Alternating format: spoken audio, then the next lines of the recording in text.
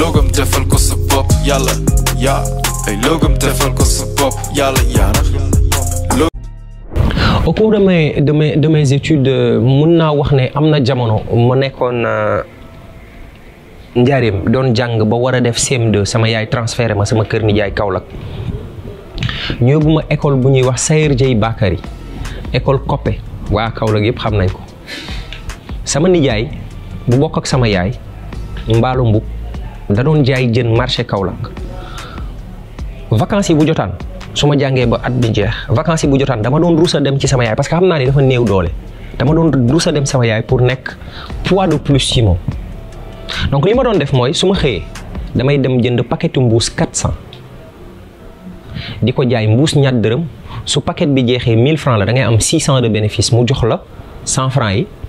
mu nekk sa mandat wu journée 500 yi ñu dencal la ko ci benn pot. de temps en temps am benn maire wala koo xam ne dafa tàyyala yenu bagage am nga yenul ko yóbbu ko ba ci taxi bi wala ci car bi wala ci charrette bi mu jël à Kaolack. léeg-léeg nga dem ginnaaw marché géej am na foo xam ne Kaolack dañ fay dank saabu nga dankal leen saabu ñoom Puluma maa ngi leen di nuyu. am na ñoo xam ne dañuy wal gerte ci ay machine nga walal leen ñu fay la téeméer wala ñaar téeméer. am na ñoo xam ne dañuy lakk jën ba pare bëgg mu nekk géej loolu la ñuy wax kii nii jën yi ñuy mberes ci ginnaaw waax bi. boo paree da ngay dem ci syndicat bi nga jël mango fuusaa yi def ko ci benn saako gàddu ko yóbbu ko ba garage Nioro jaay ko ñiy xont 200 wala 300 après boo paree lépp Aliou Babi lekk ko parce que benn grand bu nekkoon ci Babi foofu la garage Nioro. mais xaalis boobu ñu doon dajaleel 500 par jour wala plus des fois da ngay dem ba bu 3 mois de vacances yi jeexee di nga ci mën a jënd fourniture scolaire di nga ci mën a fay sa inscription di nga ci mën a jënd yére yoo sol ci année bi li ci des nga yónnee ko sa yaay pour jàppale ko parce que xam nga ni moom amul doole defal la lépp. donc c'est toutes ces choses là qu'on a su surmonter en étant très très jeune en voulant pas fatiguer nos parents en leur disant ok si les gens peuvent le faire nous aussi on peut le faire. ça a été des moments très très très difficiles mais qu'on a vécu avec joie. su ma la waxee dëgg rek te yàlla tax rëccuwuma ci dara. ce parcours là ça a fait la personne que je suis devenu aujourd'hui. su ma ci doon répété waat su jaroon baamtuwaat dama koy baamtu à la lettre du ma ci rëccu dara parce que loolu moo ma def tey ki ma doon. waaw dama nekkoon ci benn rajo bu tudd rajo Dunia foofu dund naa fa ay tartar yu métti déjà nekk naa Dunia pendant plus de 6 ans mosuñ maa fay 1 franc ci rajo bi laa dëkkoon parce que bi ba nekkee Dunia automatiquement sama nijaay dañ ko yóbbu Ndar man ma bëggoon a continuer samay jàng sama benn xarit bu tudd Pape Ndongo Diagne ak yaay ñoom Daba ak ñoom Demba Tall ñu ngi Kaolack di ma dégg ñoom ñoo ma recueillir seen kër ma dëkk kër ñoom Pape ci seen waaye dëkk bi ma fa dëkkoon dëkkandi la woon rek xaarandi ba ñu ubbil ma buntu rajo bi ne ma mën ngaa ñëw nga nekk fi ndax am na néeg yoo xam ne nit ñi dëkkuñ fi gardien bi moo fa nekkoon ak benn rakku Edouard bu tudd Paul Marie François Ndiaye moom moo nekkoon technicien en chef bi bon man ci rajo bi laa dëkkoon doon squatter waaye daawuñ ma fay te dama daan liggéey man maay jël technique matin midi soir oustas yëpp man la ñu xàmmee man maa leen di gérer seen technique man maay dem ut publicité bokk ci luy doxal kër gi man maay animer émission sangam man maay gérer lii heure publicité bu joxe animateur bi day def star jug mat ñëw jàllale publicité yi mu continuer waat émission j'étais le boy à tout faire ay ataaya man la ñuy yónni fii ma jëndi reer nangam c'était difficile mais un jour dafa am sama benn grand bu fa nekkoon quand je raconte cette histoire j'ai des frissons damay xam ndax dana ko métti wala du ko métti. Souleymane Ndéné Ndiaye était ministre de l'économie maritime mu ñëw Chérif Thiam suñu grand bi invité ko am ay journalistes yu jóge woon RTS yu ko toppoon ñaar ci caméraman yi am kenn ku ci branché téléphone am ci studio B bi mais comme Souleymane Ndéné Ndiaye venait dans le studio man je ne suis pas technicien crédible devant Souleymane Ndéné Ndiaye c'est le petit boy là ñu ne ma ay jugal je sors du studio je me dis que grand yi am nañ kaañ tey suñ paree xanaa dinañ ma may téeméer wala ñaar téeméer alors bi ma génnee studio bi ma dem toog si buntu bi am na benn couloir bu nekkoon ci buntu rajo booy dugg foofu laa toog ñoom ñu ngi ci kaw di def émission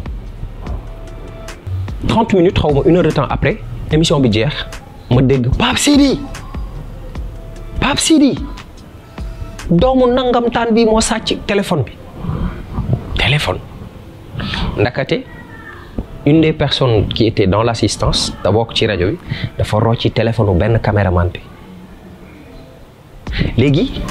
ki doon présenter émission bi tourné rek ne Pape Sidi la ñu jël samay bagages comme ni nga gisee ci théâtre yi sànni ma ko dégage parce que tu es un voleur. J'ai jamais volé de toute ma vie. J'ai été digne, des fois je restais des jours sans manger, mais musuma sàcc musuma wax lu yoon sam yoonu jàmbur nekk. J'ai été une personne avec beaucoup de recul et de retenue. Des fois oustaz si jaar fa may ma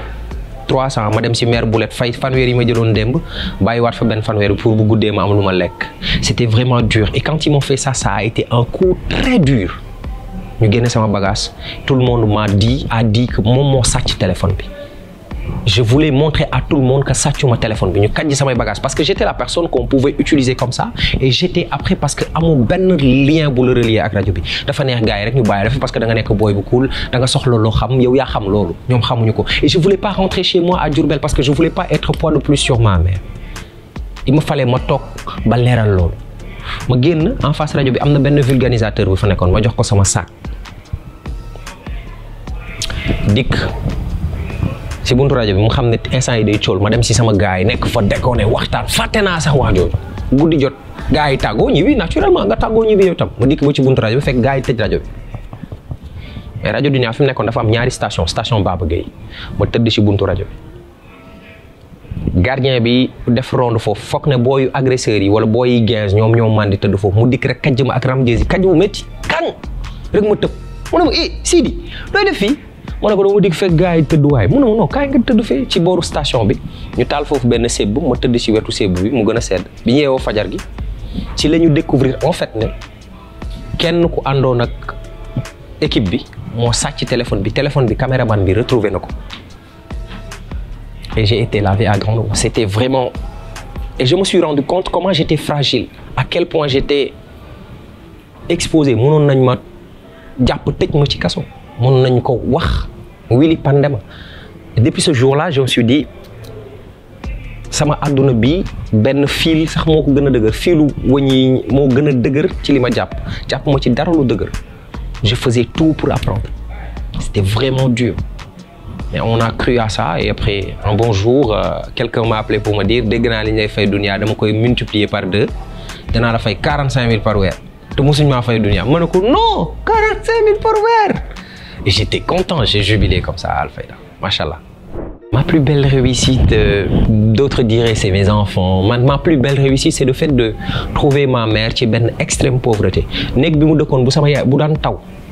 barki Seydina Mohamed du ma nelaw parce que maa ngi naan à tout moment mën nañ ma woone ma nekk bi daanu na sa kaw yaay. Ma plus belle fierté aujourd'hui c'est de voir que ma mère se réveille dans une maison aisée.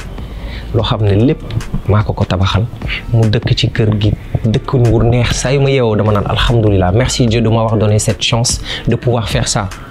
dama doon def comme xorondong ni ñuy def loo for rek dugal ci pax loo for dugal ci pax dama doon dem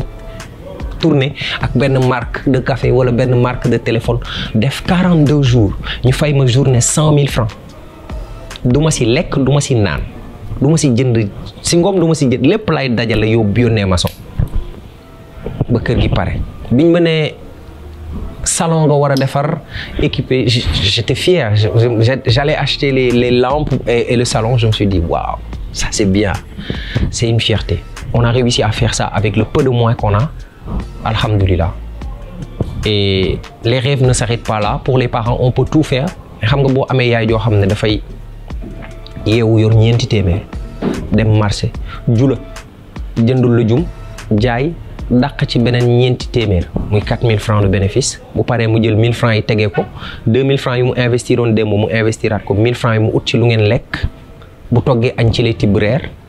léeg-léeg bu marché neexul mu jënd fonde wala ñu tàngal li ñu deseloon reer démb donc boo demee ba am waajur boobu nga mën ko dugal ci kër weer wu dee nga am loo ko jox mu koy sagoo di ko suturloo quand je vois ma mère aujourd'hui je suis fier je me dis waouh on a quand même fait du chemin. C'est pas c'est le fait d'avoir réussi à extirper ma mère de l'extrême pauvreté. On n'est pas riche, on est des anciens pauvres. Peut-être on sera riche un de ces quatre, mais bon, ça c'est une très belle chose que j'ai réussi dans ma vie et ça m'a vraiment fait plaisir. dafa am lu Cheikh al Islam Alaaji Ibrahima Niass Baye wax mu ne yàlla du teg nit lu mu mënul loo gis yàlla teg la ko rek dafa fekk da nga ko attan je vais te dire quelque chose. Tout ce qui m'arrive dans la vie, je me dis que grave. Pour moi, il n'y a pas de problème dans la vie, il n'y a que des solutions. Quand les gens voient des problèmes, moi, je vais un terme au Sénégal et je fais peut-être partir des gens qui développent cette paresse. Beaucoup de gens cultivent paresse aussi.